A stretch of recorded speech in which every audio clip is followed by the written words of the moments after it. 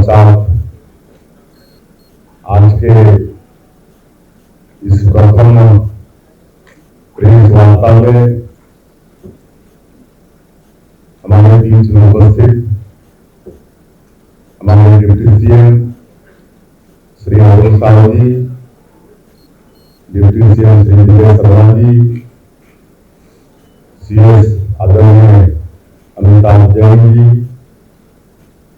जनसंपर्क विभाग के हमारे अधिकारी और मीडिया के सभी साथीगण और कार्यकर्ता भाइयों और बहनों, हम लोगों को आने में थोड़ी देरी हुई, इसलिए मीडिया के मित्रों से सबसे पहले क्षमा चाहते हैं। और आज के इस प्रेस वार्ता में आप सभी लोगों का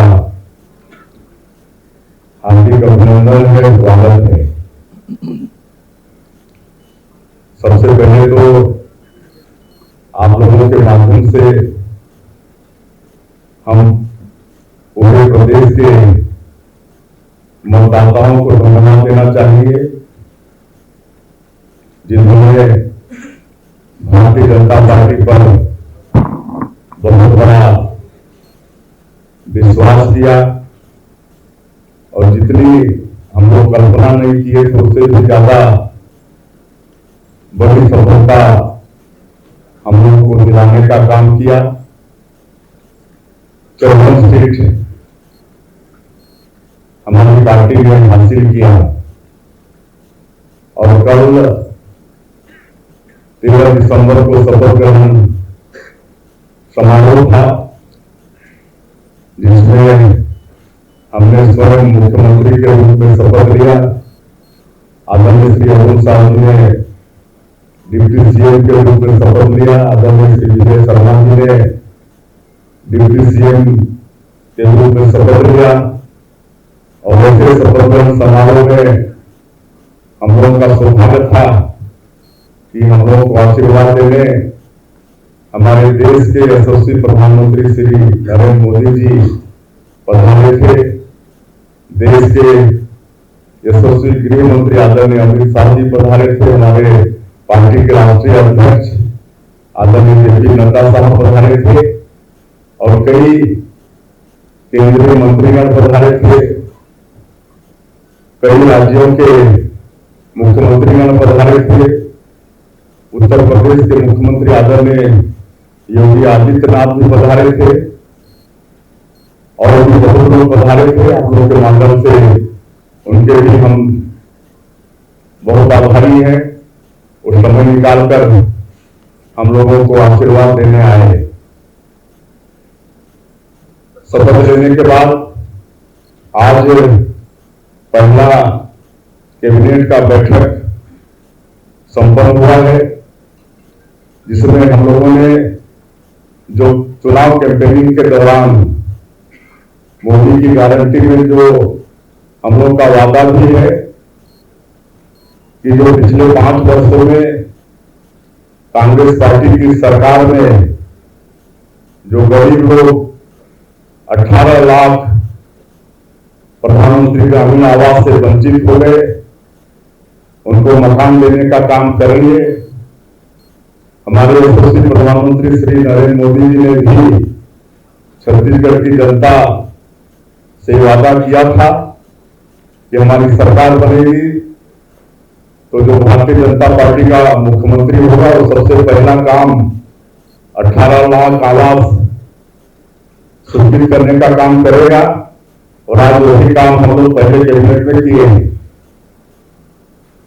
आज के कैबिनेट में हम लोग का एकमात्र विषय वही था, जिसमें 18 लाख लोगों को आगे प्रधानमंत्री आवास की स्वीकृति देंगे। इस पर आज निर्णय लिया गया है और आने वाले समय में उस पर कार्यवाही होगी। छत्तीसगढ़ के 18 लाख गरीब लोगों को उनका हक प्रधानमंत्री आवास मिलेगा। उसके लिए जो भी आवश्यक कार्यवाही है हम सब लोग कर रहे हैं। हालांकि पिछली सरकार ने पूरे प्रदेश को आर्थिक रूप से खोखला कर दिया है, फिर भी क्योंकि इतना बड़ा जनादेश छत्तीसगढ़ के मतदाताओं ने भारतीय जनता पार्टी को दिया है, तो हम लोग मोदी की गारंटी में जो वादा छत्तीसगढ़ की जनता से किए हैं उसका 100% पालन करेंगे। आने वाले 5 वर्षों में सभी कामों को पूरा करेंगे।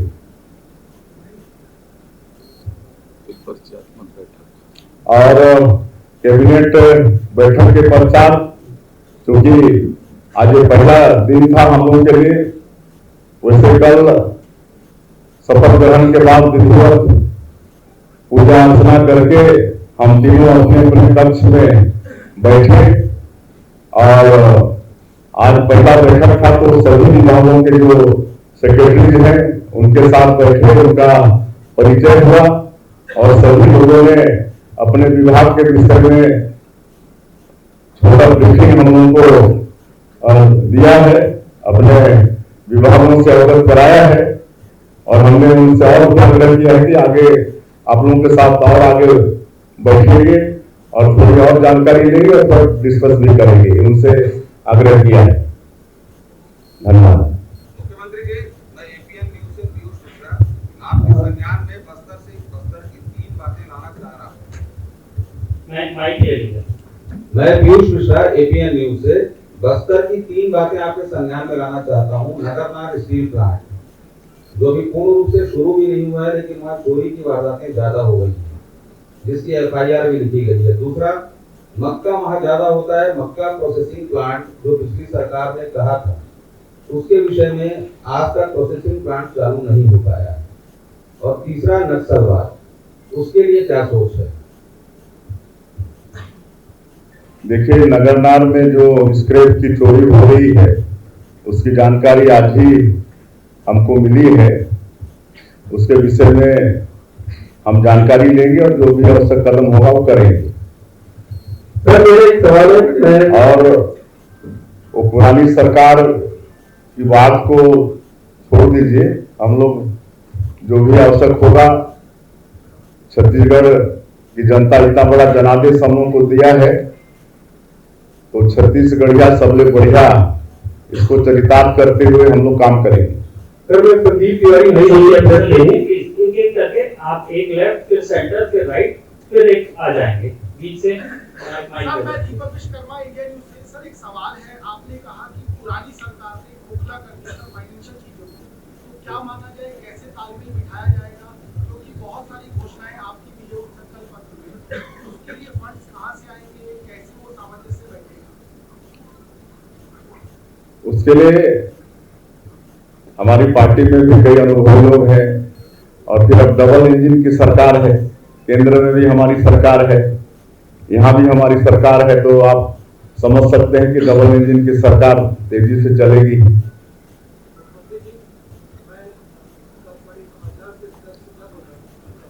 नीचे से ऑन कर लो।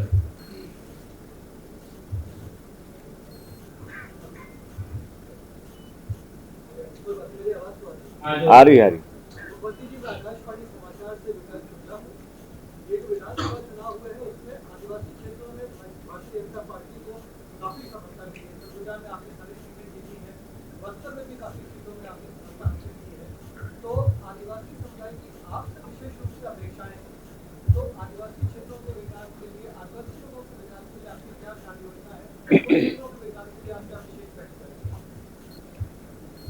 विधानसभा 2023 के चुनाव में आदिवासियों का पूरा आशीर्वाद मिला है, समर्थन मिला है।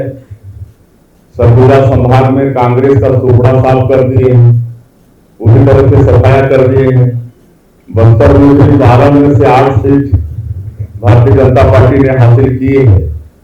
और वैसे आजादी के प्राथमिक दिनों में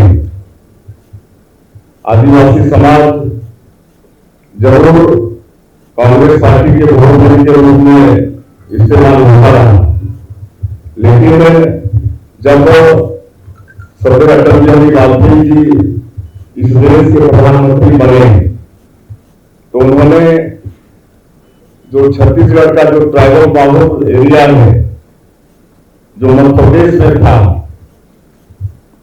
और इस ट्राइबल बहुल इलाके का समुचित विकास हो, जिसने छत्तीसगढ़ राज्य का निर्माण किया। उसके बाद भारत सरकार ने पहली बार ट्राइबल समाज का समुचित विकास हो, इसके लिए भारत सरकार ने आदिवासी कल्याण मंत्रालय का गठन किया। आज पर्याप्त बजट आदिवासी कल्याण मंत्रालय में है और मैं पिछले 20 साल सांसद था और मेरा सौभाग्य था कि अटल जी की सरकार में सांसद था, मोदी जी के सरकार में भी था, उनके प्रथम शासनकाल में राज्यमंत्री का भी दायित्व था। तो आदिवासी कल्याण मंत्रालय से अपने क्षेत्र के विकास के लिए हमने बहुत पैसा लाया और आज आदिवासी समाज ये भी जानता है कि अगर आदिवासी समाज का मान और सम्मान और विकास कोई कर सकता है तो भारतीय जनता पार्टी है।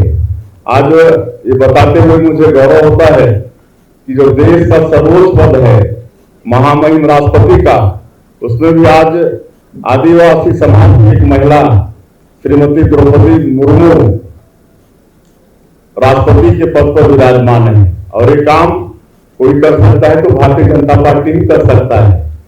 पिछले बार 2018 के चुनाव में निश्चित रूप से कांग्रेस पार्टी की लोक लुभावन जन घोषणा पत्र के कारण आदिवासी समाज थोड़ा भड़काव में आ गया था, लेकिन 5 साल में वो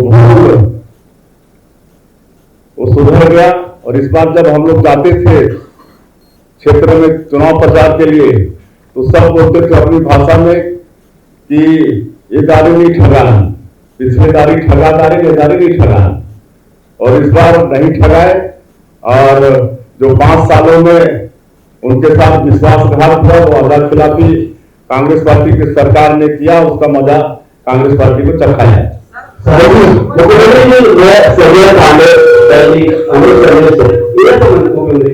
25 तारीख को 2 साल का किसान का बकाया बोनस देंगे क्या? पहला सवाल। दूसरा सवाल, आप लोगों ने पहले ही कैबिनेट में जांच की घोषणा का वादा किया था मुख्यमंत्री, इसके बारे में प्रकाश डालेंगे।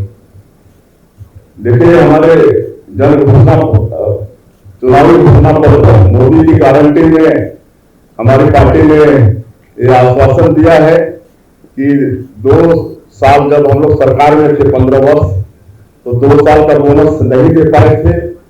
वो बोनस 25 दिसंबर को जो हमारे नेता अटल बिहारी वाजपेयी जी, जो भारतीय जनता पार्टी के संस्थापक भी हैं, छत्तीसगढ़ राज्य के निर्माता भी हैं, निश्चित रूप से 2 साल का बोनस किसानों को देंगे।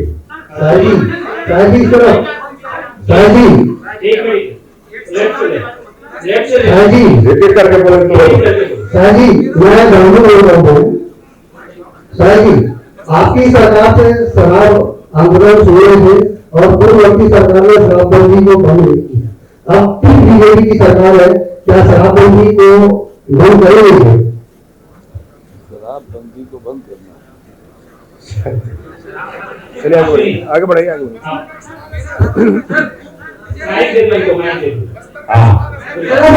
विजय जी से भैया आपसे सवाल है मेरा ये। अरे पीएम आवास को लेकर के आपने विषय सबसे पहले आपने उठाया था कवर्धा में, तो पीएम आवास को लेकर के भाजपा ने फॉर्म भरवाए थे।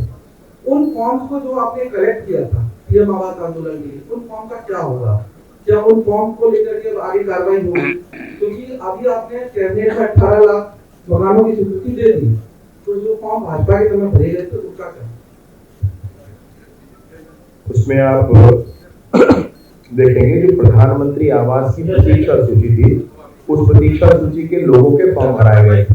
बहुत कम फॉर्म, हमारे पास 7 लाख लगभग आवास के फॉर्म आए थे। अभी तो 18 लाख आवास, प्रतीक्षा सूची भी ले ली गई पूरी, और आगे और माननीय मुख्यमंत्री जी आपको बताएंगे सारी सूचियों पर काम हुआ है।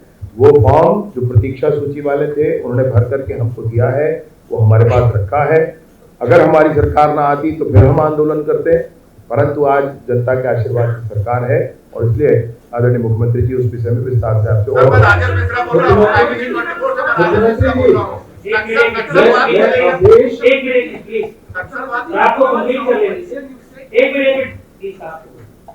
हाँ मुख्यमंत्री जी, मैं मोहन साहू एशियन न्यूज़ से। सर, बहुत सारे किसान आप लोग की तरफ देख रहे हैं क्योंकि आप लोगों ने वादा किया था कि 21 क्विंटल जो धान खरीदेंगे और 31 में पैसे देंगे, तो बहुत सारे किसान ऐसे हैं जो आप लोग की तरफ देख रहे हैं सर। उन लोग के लिए क्या कुछ आप लोग लेके आए हैं, क्या कुछ ले हैं? मैं कह चुका हूं कि मोदी की गारंटी में जो भी वादा हमारी पार्टी ने छत्तीसगढ़ की जनता से किया है वो 100% उसका पालन हुआ।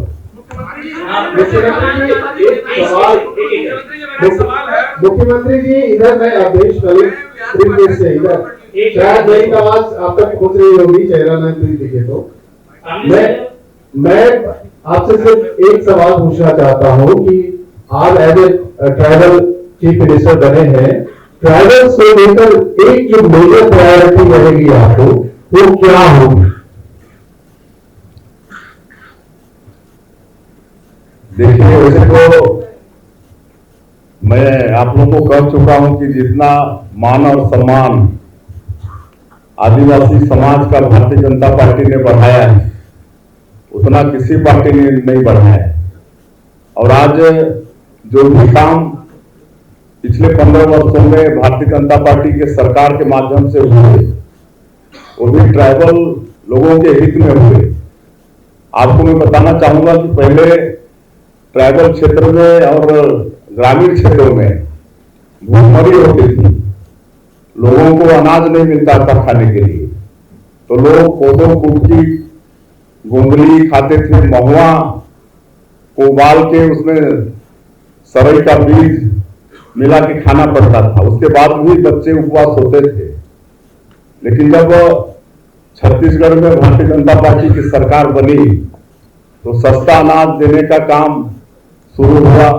पहले 3 रुपया किलो में देना शुरू किए, फिर 2 रुपया में, फिर 1 रुपया में। और इसके लिए हमारे पूर्व मुख्यमंत्री रमन सिंह, डॉक्टर रमन सिंह चावल वाले बाबा के नाम से भी विख्यात हुए। आज कहीं कोई भूखमरी नहीं, तो ये तो हमारे आदिवासी समाज के लिए बहुत बड़ा अचीवमेंट है। और भी हर क्षेत्र में 15 साल में विकास के काम हुए, शिक्षा के क्षेत्र में, चिकित्सा के क्षेत्र में, इतना तक कि भारतीय जनता पार्टी की सरकार ने जो गरीब माता पिता हैं उनकी बेटी की शादी तक की भी चिंता की। और हम तो कहते थे कि मतलब इतना काम किए कि बच्चा जब मां के गर्भ में है तब से लेकर मृत्यु तक सरकार कोई ना कोई योजना चलाकर उनका सेवा करने का काम की। इसमें ज्यादा आदिवासियों को तो लाभ हुआ है। मुख्यमंत्री जी,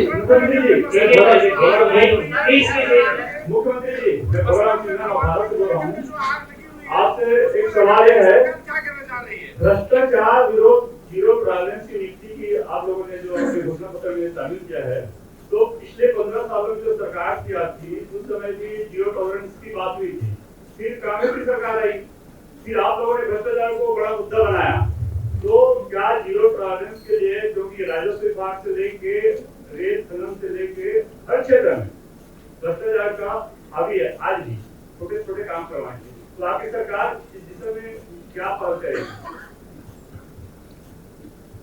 बिल्कुल, इस दिशा में हमारी सरकार काम करेगी और कोई भी भ्रष्टाचार सरकार बर्दाश्त नहीं करेगी। ऐसी कोई चीज सामने आने पर उस पर जांच करके दोषी पाए जाने पर सख्ती से कार्रवाई सरकार करवाएगी। सर, मैं ये जानना चाहता हूँ कि आपके द्वारा जो जन घोषणा पत्र दिया गया है उसके अलावा कांग्रेस जो जन कल्याणकारी योजनाएं चला रही थी जैसे बिजली बिल वगैरह, ये कंटिन्यू रहेगा कि इसे बंद कर देंगे आप लोग? इस सबकी समीक्षा करेंगे और जैसा उचित होगा वैसा निर्णय आने वाले समय में लेंगे।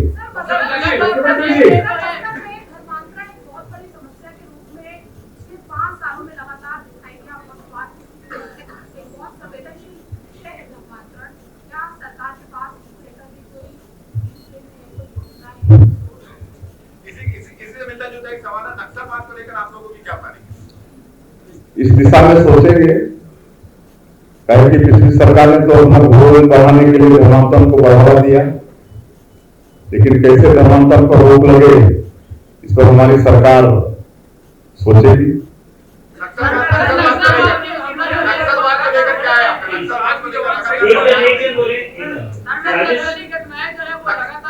नक्सलवाद को लेकर जो लगातार घटनाएं हो रही है, अभी आप लोग भी गए थे वहाँ।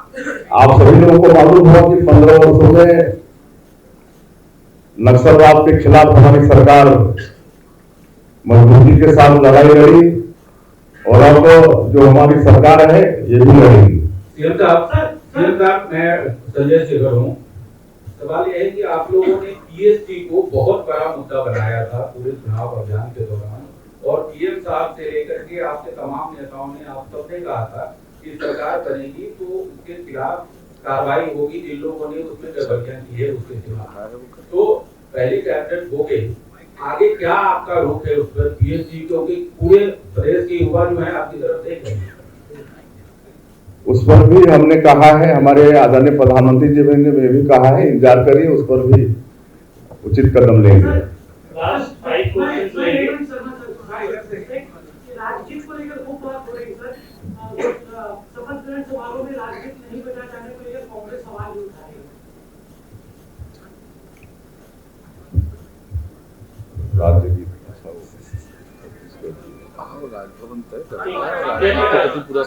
राजगीत देखिए, राजगीत के प्रति पूरा सम्मान। हाँ, जो राजगीत है उसके प्रति हम लोग सब आदर का भाव रखते हैं, लेकिन ये सारा कार्यक्रम ये राजभवन तय करता है, उसके अनुसार करना पड़ता है।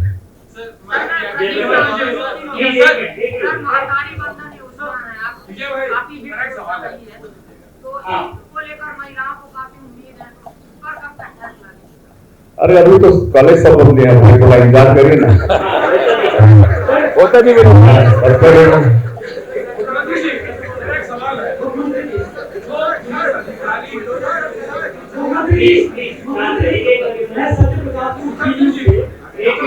मेरा सवाल ये पिछली सरकार ये खूब कहने की कोशिश की या दिखाने की कोशिश की या करने की कोशिश की कि श्री राम भगवान के लिए राम वरगमन परिपथ योजना चला रही है या उस दिशा में आगे बढ़ रही है। अब आप लोग किस तरह से आगे बढ़ेंगे या उसे लेकर क्या करेंगे? हम तो शुरू से मतलब हमारे आराध्य श्री राम है, अब ये लोग तो पाखंड किए ना, पाखंड किए, वोट लेने के लिए ये सब सारा नौटंकी किए, लेकिन जनता तो नौटंकी समझती है ना, उसका परिणाम देख लेने में कोई दिन ना है। कर्मचारियों को लेकर किस तरह से प्लानिंग है? लगातार इनकी बैठक चल रही है, 17 तारीख को की बैठक। सब इंतजार करिए, सबके साथ न्याय होगा। जिन पुलिस अधिकारियों ने पत्रकारों के या बाकी लोगों के घरों में पुलिस भेजकर डराते थे, आज भी वो पद पे विराजित है, कब तक निपटेंगे? इंतजार करिए। सीएम साहब मेरा एक क्वेश्चन है, मैं एसपी द्विवेदी खबर खास से हूँ। देखिए, जितनी भी सरकारें आती है अपनी योजनाओं के नाम से ही जानी जाती है, तो आपकी ये जो सरकार है, जो ये पंचवर्षीय जो सरकार चलेगी, इससे ऐसी कौन सी योजना लेके आएंगे जिसमें आपका नाम चले? जो मोदी की गारंटी में है उसको आप एक बार पूरा समझ लीजिए। चलिए, धन्यवाद।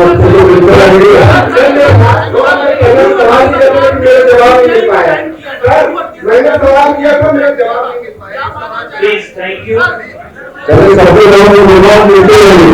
Thank you.